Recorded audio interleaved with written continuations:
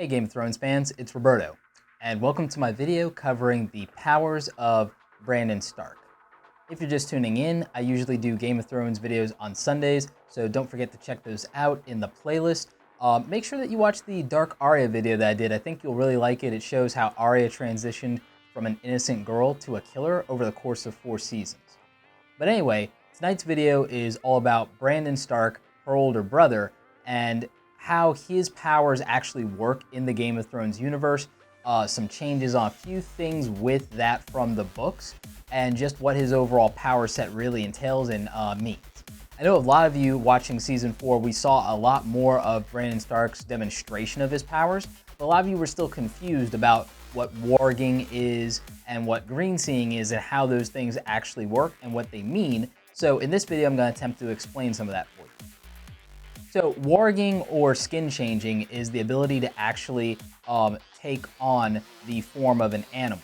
That means that your mind actually goes into the animal's body rather than actually transforming or shape-shifting like they would in Animorphs. It's just your human brain inside the animal's body. And we've seen a couple of different examples of this. Bran Stark is obviously one of the big examples, but also one of the wildlings had the ability, as did one of the Thens in Season 4. So we've seen other people with the ability of warging or skin changing.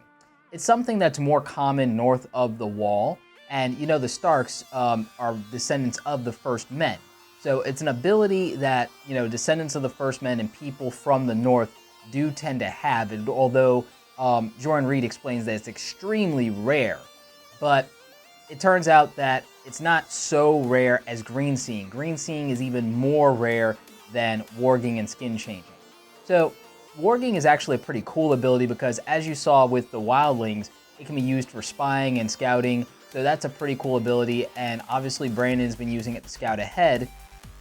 A lot of people think that Bran has his warging and skin-changing ability to compensate for the fact that he, you know, lost his legs or his ability to use his legs when he was crippled in Season 1.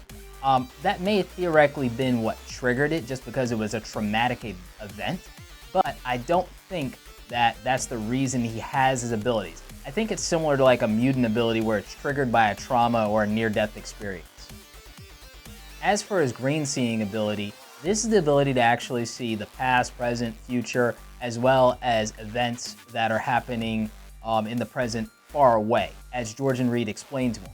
Bran also has a unique ability to actually commune with weirwood trees. This means that he can focus his ability to have visions of the past, present, and future specific to something that happened or will happen in the vicinity of a particular weirwood tree, wherever it happens to be.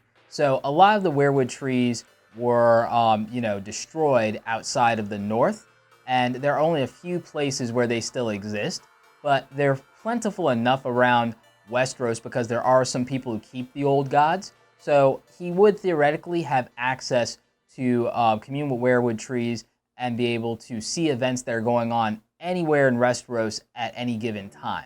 Obviously, you can't see events in particular through the weirwoods that are going on across the Narrow Sea because the weirwoods don't have a presence there because the weirwoods were carved out by the Children of the Forest. So now that Bran's found the Three-Eyed Raven, who is actually Brendan Rivers, he's one of the Targaryen bastards that happened to survive. He is the last Greenseer aside from Bran Stark. So now he's going to actually be doing kind of a master and apprentice deal with him where he's going to teach him how to fully utilize and gain mastery over his powers.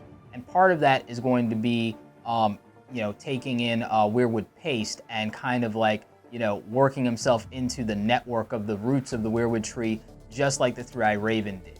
So, he's going to kind of assimilate in that regard. There's another ability that Bran has that I didn't touch on, which is the fact that he can actually warg and skin change into another human being, as he's been doing with Hodor throughout the series. And that's extremely unique, and in fact, no one known in the current series or in the histories has ever been able to do that. But that doesn't mean it hasn't happened. We still don't know a lot of what happened in the Age of Heroes and what happened with Bran's ancestor, Bran the Builder. So it's entirely possible that he had that kind of power or similar powers, because the first men, of which he was, part of, from the Age of Heroes, have a lot of mysteries surrounding them, and obviously they won their battle and their war with the others by uniting with the Children of the Forest.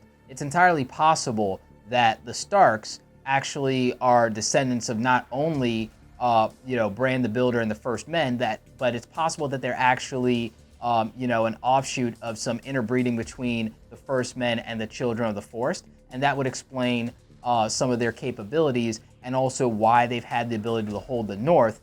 And it might actually hold a deeper meaning regarding the fact that there must always be a Stark in Winterfell. There are a lot of theories about why there must always be a Stark in Winterfell, and I'll actually cover that in another video. But part of my theory on it is that it's kind of a double-edged sword, in the fact that if a Stark is in Winterfell, then there's some kind of protection over the North or regarding the Wall. But if there's not a Stark in Winterfell, then bad things will happen.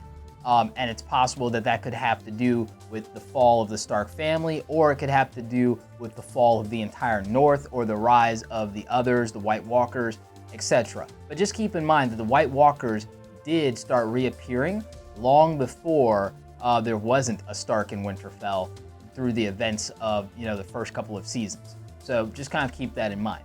Anyway, I hope you guys enjoyed this video about Bran Stark and his powers. I hope you understand a little bit more about how they work and what the deal is with them. If you still have any questions, feel free to leave those in the comments below.